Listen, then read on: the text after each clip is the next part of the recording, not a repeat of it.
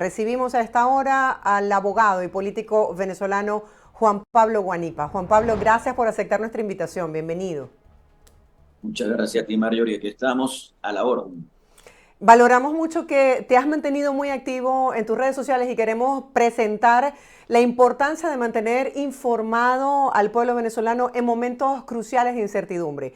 Y si te parece, me gustaría comenzar sobre la expectativa que ha generado la situación para el día de hoy por parte de la Fiscalía a Edmundo González Urrutia. ¿Qué validez tú como abogado tiene esta situación de hoy? Mira, todo esto es un tinglado organizado, armado desde el poder.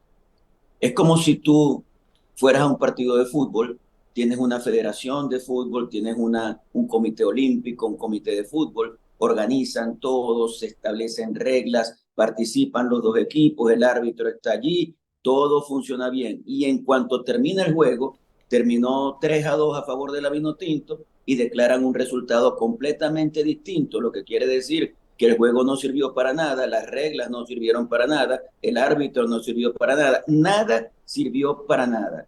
Lo que terminaron aquí haciendo fue dándole una patada, mandando a la basura todo el sistema electoral venezolano para presentar un resultado que no tiene nada que ver con la realidad. Y el señor fiscal es parte de ese tinglado, es parte de ese show, junto con el señor Maduro, con el señor Padrino, con el señor Amoroso, con la señora del Tribunal Supremo de Justicia, que gracias a Dios nunca me acuerdo de su nombre, Carlislia, creo que es Carlislia.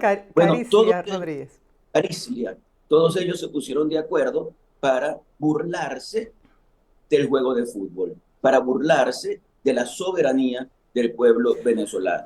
Entonces están actuando desde la perspectiva de la víctima que está buscando a su victimario. Es decir, todo lo que ellos han hecho es de lo que acusan a los dirigentes opositores. Edmundo González Urrutia es un presidente electo que ha sido una persona vinculada siempre al mundo diplomático, que nunca estuvo metido en el mundo político electoral, nunca fue candidato a nada. La circunstancia lo colocó como candidato presidencial de toda la Unidad Democrática, desarrolló una campaña impresionante a mi modo de ver, en conjunto con María Corina Machado y con toda la plataforma unitaria democrática, logró el triunfo fue un triunfo avasallador, además se demostró el triunfo y entonces esta gente viene ahora a acusar a todo el que participó de terrorista. Y entonces, obviamente, ¿qué sentido tiene ir a un espectáculo como ese? Me parece que lo que está haciendo el mundo y lo que digo ayer es totalmente válido y nosotros lo apoyamos. ¿Y cuál sería el escenario para él de no asistir a esta citación? Bueno, ayer anunció que no iba a asistir. Ujú. Es decir, lo que dijo ayer nos dejó claro que no iba a asistir. Es como convalidar a un árbitro que no ha funcionado, a un ministerio público que está entregado, a un Tribunal Supremo de Justicia que solo responde las directrices de Nicolás Maduro. Bueno, todo eso es un acto de desconocimiento a una institucionalidad que está destruida en Venezuela. Si algo tenemos que rescatar es la institucionalidad. ¿Qué va a pasar? Bueno, te lo van a perseguir un poco más, como persiguen a María Corina, como nos persiguen a nosotros, como persiguen a cada uno de los dirigentes y como persiguen al pueblo llano, a ese que tenía un acta, o al que puso un video en una red social, o al que fue testigo, o al que fue miembro de mesa. Todos estamos perseguidos en Venezuela. Aquí se hizo un vulgar fraude y después de que se hizo el fraude, se le puso un revólver en la cabeza a todo el mundo y se le dijo, te fregué, te hice una trampa y no puedes moverte, no puedes decir nada, no puedes reclamar, no puedes levantarte, porque entonces vas a sufrir las consecuencias. Eso es democracia realmente. Perseguir a la gente como lo ha hecho este régimen es democracia. Es que Nicolás Maduro se ha convertido en el peor enemigo de Venezuela. En estos días veía que, bueno, las sanciones han dañado al país. No, las sanciones son consecuencia de la actuación de Nicolás Maduro. Y quien ha dañado al país es Nicolás Maduro, quien tiene a Venezuela en esta situación, no solamente desde la perspectiva política, desde la perspectiva económica, desde la perspectiva social, es Nicolás Maduro. Hoy por hoy, casi un mes después de todo lo que pasó el 28 de julio, el país está completamente paralizado. La economía está completamente paralizada. ¿A dónde nos quiere llevar Maduro? A que se inicie otra vez una ola de migraciones que hagan que el país quede casi despoblado. A él no le interesa que los venezolanos estén en su país. A él no le interesa que los venezolanos sientan que tienen oportunidades en su país, que se vayan en una oportunidad, te lo digo. Entonces nos estamos enfrentando a un monstruo que ha destruido un país y que pretende mantenerse con el repudio de ese país. Sí, Edmundo González ha sido muy claro, como tú lo señalas, diciendo que ya están precalificando a los opositores como delincuentes y no se respeta el debido proceso. Entonces, dejando este punto claro, me gustaría conocer tu impresión sobre lo que han sido las declaraciones el día de hoy del rector principal del CNE, Juan Carlos del Pino, donde detalladamente expone todas las irregularidades que a su juicio se cometieron el día de las elecciones. Bueno, mira, no he visto las declaraciones del Pino. Me desperté, Sí, fue muy vi, temprano.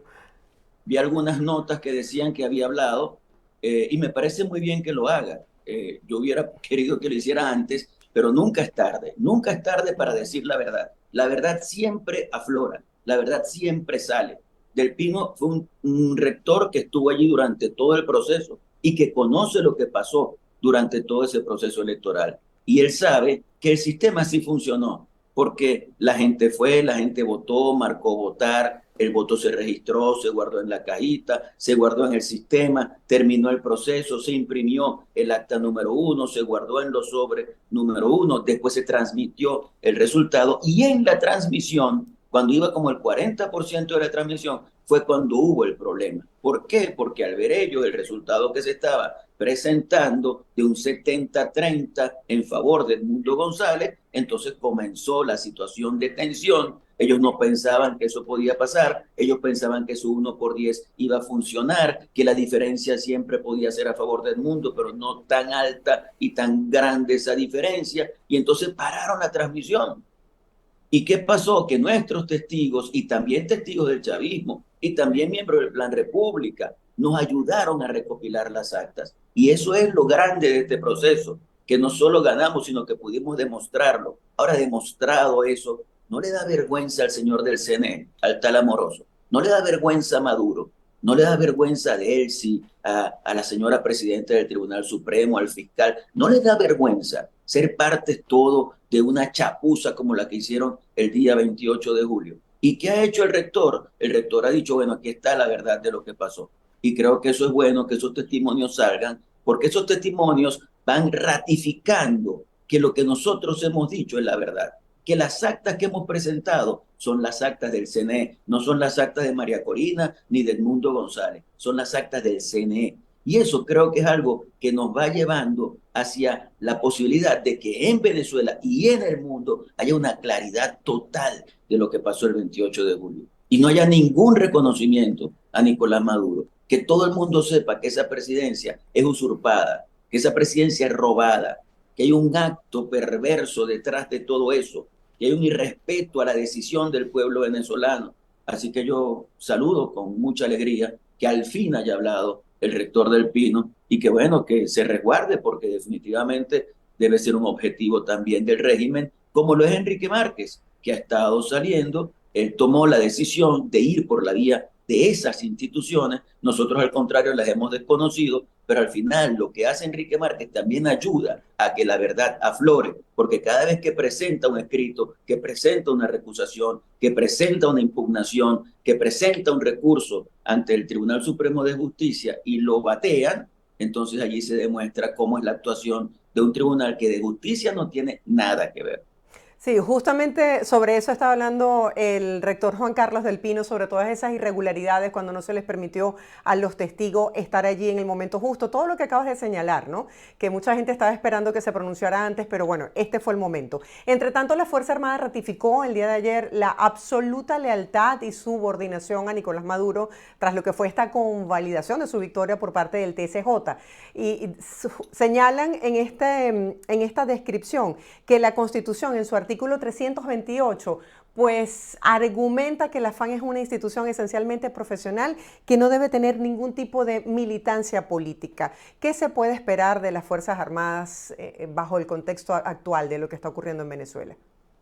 Mira, Marjorie, cuando tú te metes en las redes sociales y buscas a los altos jerarcas de la Fuerza Armada y ves que en su descripción en Twitter dicen profundamente chavista, socialista, ellos están violando la Constitución. Solo con esa mención están violando flagrantemente la Constitución, porque la Fuerza Armada no puede tener ninguna vinculación con ningún factor político. Y que yo sepa, el chavismo es un factor político. Decir que yo soy profundamente chavista, siendo directivo, integrante del alto mando militar, evidentemente que es una violación de la Constitución. Pero es que la Fuerza Armada no tiene que ser leal a una persona que ha golpeado la Constitución, como lo ha hecho Nicolás Maduro. La Fuerza Armada tiene que ser leal a la soberanía popular. Lo que debe defender la Fuerza Armada es al pueblo, porque la Constitución en su artículo 5 lo dice claramente. La soberanía reside intransferiblemente en el pueblo y ese pueblo ejerce la soberanía por distintas vías y una de esas vías es el voto. Y cuando el pueblo vota, elige a sus autoridades y una de esas autoridades, que es la Asamblea Nacional, elige a los poderes que no son electos directamente por el pueblo, pero sí son electos indirectamente por el pueblo. Porque yo, pueblo, elijo a la Asamblea Nacional para que sea la Asamblea la que coloque al fiscal, al contralor, al defensor del pueblo, al Consejo Nacional Electoral y al Tribunal Supremo de Justicia. Entonces, todos esos poderes son poderes constituidos. ¿Quién es el poder constituyente? El pueblo. ¿Dónde reside la soberanía? En el pueblo. ¿A quién tiene que defender la Fuerza Armada? Al pueblo. Pero ¿cuál es la situación? Que el alto mando militar está en una especie de cártel. Ese cártel que está formado por todas las autoridades, entre comillas, que he mencionado y que son parte de un tinglado en función de irrespetar la voluntad del pueblo. ¿Y qué los une? La ambición de poder. ¿Qué los une? La ambición de dinero. ¿Cómo es posible que familiares de esos militares estén en las redes sociales preguntando por viviendas de $1 millón? En redes sociales, familiares de esos militares del alto mando militar preguntan dónde consigo una vivienda. Más o menos el precio que estoy aspirando es como $1 millón. ¿Y de dónde sacaron ese $1 millón? Entonces, es una conjunción del mal, donde está la búsqueda de poder, con el poder consiguen el dinero, con el dinero mantienen el poder, y en ese círculo vicioso están. Ahora yo me pregunto, ¿dormirán bien? ¿No tendrán insomnio? ¿No les dará de repente el dolor de conciencia de estar haciendo lo que están haciendo? Y no me refiero a la Fuerza Armada, me refiero al alto mando militar, que es lamentablemente una pudrición, que es lamentablemente un grupo de gente a la que le importa muy poco el destino de Venezuela. No les importa que estemos como estemos. Ahora, ¿qué nos corresponde a nosotros? Seguir dando la pelea hasta lograr que el resultado del 28 de julio, que lo ganamos además arrasando y que lo pudimos probar, sea asumido por todos. Yo valoro mucho la fuerza del pueblo venezolano y valoro mucho el apoyo internacional que estamos recibiendo, que se basa en algo muy sencillo, que es la verdad. La verdad ha sido demostrada por nosotros, así que tenemos todas las de ganar. Ahora, Juan Pablo, ¿cómo se lleva a la práctica esa frase, esa premisa? La soberanía reside intransferiblemente en el pueblo. ¿Cuál es el objetivo, por ejemplo, de esta movilización del miércoles? ¿Qué se espera? Bueno, fíjate, lo que pasa es que la soberanía reside intransferiblemente en el pueblo, pero los órganos del poder público están llamados a respetar esa soberanía, a respetar esa voluntad Pero no popular. está Y es lo que ocurriendo. están haciendo. Evidentemente que no está ocurriendo, Mario, y se están burlando. O sea, se están burlando en nuestra cara de todo el esfuerzo que hicimos, porque hay que recordar además todo lo que pasó para que pudiéramos llegar al 28 de julio. Nosotros no llegamos al 28 de julio como si fuera, no sé, una embarcación que cayó del cielo y ¡pum! Llegamos. No, llegamos después de un gran esfuerzo interno de la oposición para ponernos de acuerdo, un gran esfuerzo para llegar a primarias y grandes esfuerzos de negociación que se hicieron con el régimen y que incumplieron completamente en materia de observación internacional, en materia de garantías, en materia de auditorías. Todo lo que se acordó, eso se incumplió. Y a pesar de todo eso, a pesar además del ventajismo, a pesar del abuso de poder, tú veías un mitin del chavismo con todas las de la ley, con todos los recursos, con todas las tarimas en niveles, esto, lo otro, grupos musicales. Y cuando veías una actividad nuestra, hermano, ¿cómo costaba? hacer una actividad. El sonido era una chicharra porque el sonido inicial se lo habían robado la gente del régimen. La tarima era una plataforma de un camión porque la tarima inicial la habían quitado. Y todo eso lo vivimos y llegamos al día 28 de julio y logramos ese día que la gente estuviera animada, que participara, que votara masivamente, no habiendo podido votar cerca de 6 millones de venezolanos. Todo eso nos lo calamos y después vino el resultado que ellos anunciaron que no tenía nada que ver con la verdad. Ahora, ya hemos pasado casi un mes. Este día miércoles 28 es el mes de haber llegado a ese proceso que cambió a Venezuela. Les guste o no les guste, lo quieran o no lo quieran. El 28 de julio Venezuela cambió. Nosotros logramos demostrarle al mundo que la fuerza está de nuestro lado. Logramos demostrarle al mundo que la gente quiere desesperadamente un cambio. Bueno, el día 28 vamos a hacer otra concentración con el objetivo de decirle al mundo, aquí estamos, aquí seguimos adelante. No va a ser solamente en Caracas, va a ser en todo el país. Y ya tenemos información de que mucha gente alrededor del mundo la quiere replicar. Y me parece muy bien, porque ahí está el compromiso del venezolano. Y no solamente del venezolano, de los amigos de Venezuela.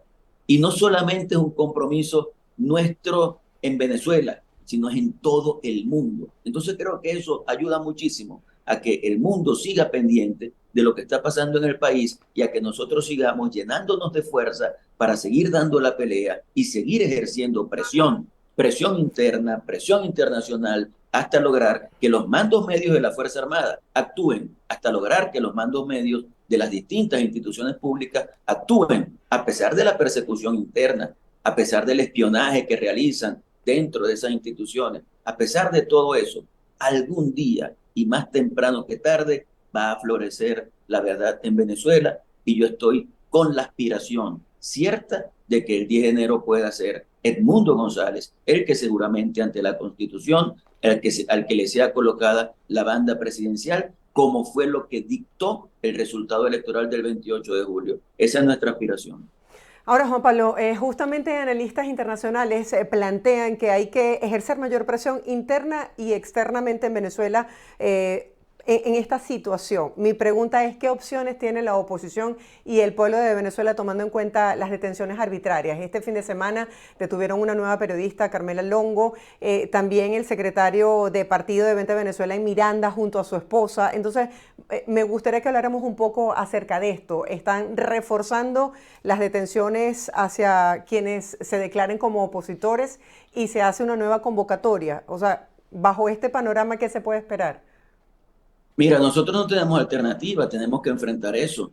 Evidentemente tenemos que resguardarnos, pero en los momentos de dificultades, en los momentos de presentaciones, en los momentos de actividades, necesitamos aparecer, necesitamos estar, necesitamos acompañar a la gente. Y es necesario además que a pesar de todas esas persecuciones, que a pesar de esa represión que ha sido impresionante, creo que nunca en el régimen chavista madurista había habido una persecución de este tamaño. Siempre la ha habido, pero nunca habían llegado a lo que han llegado, a meterse en la casa de la gente, a sacar a una muchacha porque fue testigo, lo que ya te refería, a sacar a alguien porque en sus redes sociales dijo que habíamos ganado, a sacar a alguien que presentó a un chavista en sus redes cantando el resultado. Porque yo te quiero ratificar, quienes cantaban el resultado en los centros de votación eran los chavistas en general. ¿Por qué? Porque en el sistema del Consejo Nacional Electoral, todos los coordinadores de centros de votación del CNE son chavistas. Todos,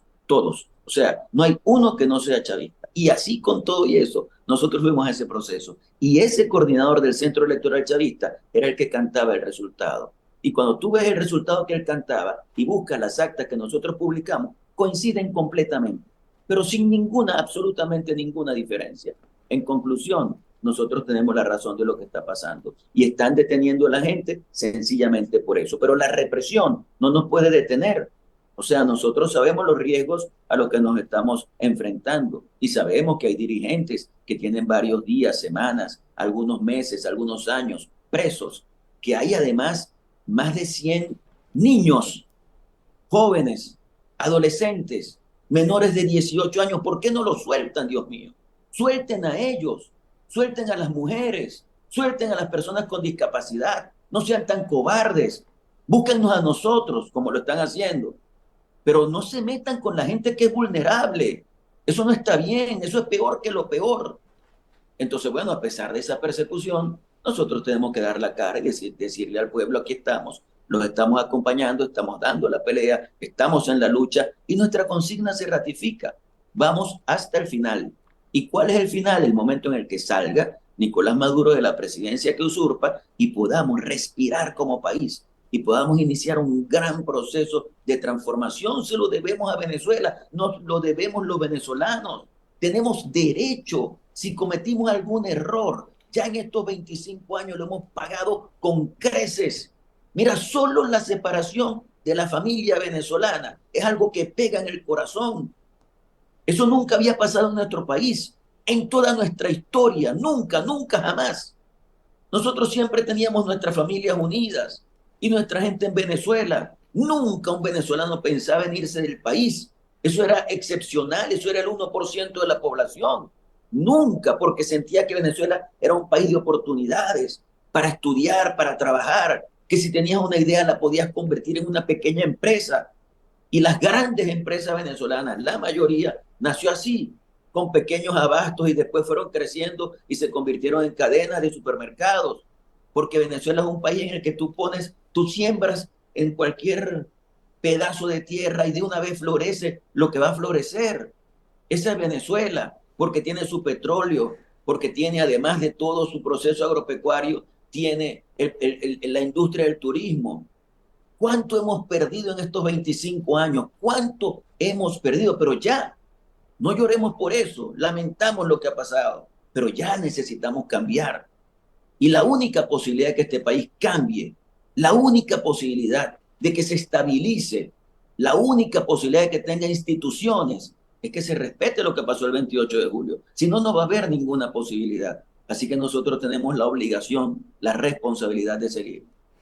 Ahora, Juan Pablo, el gobierno de los Estados Unidos se pronunció nuevamente ayer y hace un nuevo exhorto a el gobierno de Nicolás Maduro pidiendo que se compartan las actas como debió hacerlo el CNE en un inicio. María Corina Machado, entre tanto, ha pedido a los diferentes mandatarios de los países de la región que reconozcan la victoria de Edmundo González Urrutia. ¿Qué pasa si se llega el mes de enero y esto no ha ocurrido? ¿Cuáles son los escenarios? Bueno, ya veremos de aquí a allá qué pasará. Es muy difícil para mí determinar lo que puede pasar. Lo que sí está claro es que pareciera que ellos no están dispuestos ni siquiera a chimbear las actas. O sea, yo llegué a pensar que todo este tiempo que ha pasado es porque están inventando actas. Eso puede estar haciéndose. O sea, nadie puede negar que unas personas que hicieron lo que hicieron el 28 de julio están dispuestos a todo. Pero pareciera que lo que hicieron fue tratar de acabar el asunto con una sentencia del Tribunal Supremo de Justicia y nunca van a estar dispuestos a presentar las actas. Y eso los deja muy en evidencia. Fíjate tú que el propio presidente de México, Andrés Manuel López Obrador, cuando le preguntaron por las actas y por el resultado electoral y por qué iba a hacer en Venezuela, en una oportunidad con cierto desdén, haciendo así, dijo, bueno, esperemos que salga la sentencia del Tribunal Supremo de Justicia. Y yo cuando él dijo eso dije, bueno, pero ¿para qué vas a esperar esa sentencia si ya sabemos lo que va a decir?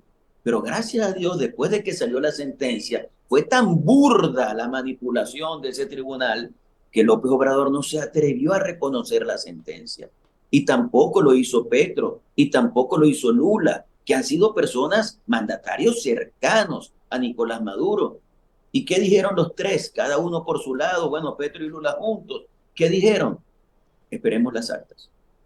Fíjate tú lo que dijo Petro y Lula. Dijeron, recibimos la información de que hubo una sentencia. Ok, está bien, hubo una sentencia, pero den las actas. Den las actas. Queremos ver las actas. Queremos verificar el resultado. No tiene Maduro junto a Moroso cómo mostrar actas. Las actas están mostradas ya. Ahí las tenemos, están publicadas, todo el mundo las puede ver por centro de votación, por mesa, por parroquia, por municipio, por estado, el total de Venezuela, todo lo puedes ver, por países, todo lo puedes ver. Ahí está. ¿Faltan algunas? Sí, porque se recogieron el 83%. Es decir, falta el 17%. Bueno, no se pudo llegar hasta el 100%, pero con ese 83% el resultado es evidente. Entonces nosotros lo que tenemos que hacer de aquí al 10 de enero es lograr que eso se respete. ¿Qué va a pasar si no se respeta? Ya veremos. Vamos a ir día por día. Cada día es un afán. Cada día vamos logrando nuestros objetivos. Hay gente que dice, no, pero es que el tiempo beneficia a Maduro. Cuidado, cuidado, cuidado, porque cada día queda más en evidencia Nicolás Maduro. Y entonces creo que nosotros tenemos la obligación de continuar, de seguir y de lograr que el resultado sea respetado y asumido. En estos días de incertidumbre la gente siempre te pregunta, bueno, ¿qué crees tú que va a pasar? Y tú has utilizado tus herramientas en las redes sociales, al igual que muchos influenciadores, para compartir información con la responsabilidad que ello implica.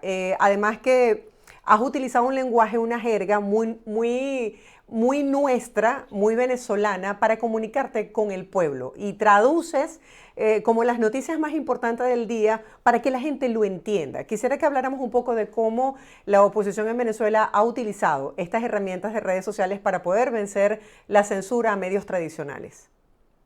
Bueno, fíjate, en mi caso nunca pensé en ser influencer, no estaba en mis cálculos ser un influenciador de la comunicación. Soy licenciado en comunicación social, además de abogado, y eso me ha permitido tener algunas herramientas. Soy colega tuyo, y eso, como te digo, me ha permitido utilizar esas herramientas. Además, tengo un programa de televisión en Maracaibo que ya tiene 20 años, que se llama De Acuerdo y que es un programa en las comunidades. Todo eso me ha dado algunas herramientas que me han permitido comunicarme con la gente. Y eso empezó sencillamente en una oportunidad que me pareció importante que la gente estuviera al tanto de qué era lo que estaba pasando y se convirtió en algo consuetudinario. Entonces, no solamente es tratar de informar a la gente, como tú dices, con la jerga nuestra, con la forma de ser nuestra, con nuestra idiosincrasia, que gracias a Dios permite que llegue eso a muchísima gente, sino además tratar de desmontar la mentira que ellos han intentado desarrollar. Por eso hemos tenido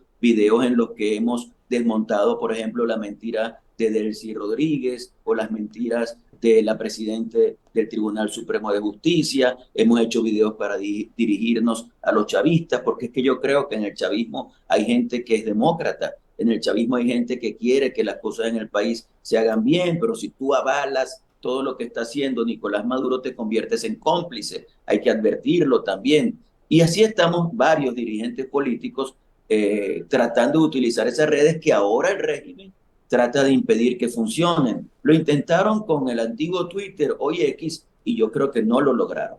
Mira, yo me meto en X y las interacciones son las mismas que hace un mes y todo está funcionando adecuadamente. ¿Y eso qué quiere decir? Que el venezolano tiene las formas para evadir los controles que intenta tener Nicolás Maduro. Entonces la gente se instaló su VPN, hizo lo que tenía que hacer y el X se está utilizando en Venezuela. Hasta los chavistas lo están utilizando, es decir, Maduro lo bloqueó y ellos lo utilizan. Bloqueó WhatsApp y ellos utilizan WhatsApp. O sea que no vas a poder, Nicolás Maduro, con la modernidad de las comunicaciones. Quizás en otros tiempos, donde solo dependíamos de canales de televisión y emisoras de radio, era más fácil controlar con una cadena de radio y televisión, cerrando las emisoras y las televisoras como lo hicieron por centenares.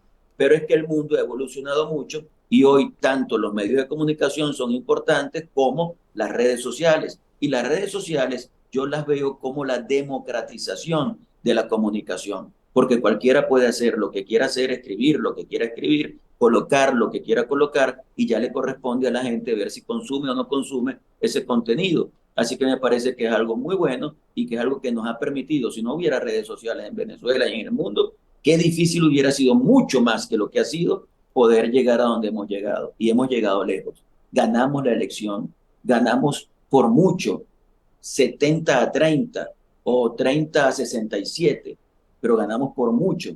Logramos demostrar que ganamos y en eso hubo un papel fundamental de los medios y de las redes sociales. Juan Pablo, gracias por estar con nosotros el día de hoy y compartir con nuestra audiencia todas estas noticias que están en desarrollo. Gracias por tu tiempo. Feliz semana para ti. Muchas gracias. Un abrazo para ti. Un abrazo. Era Juan Pablo Guanipa, dirigente político venezolano, además abogado y comunicador social.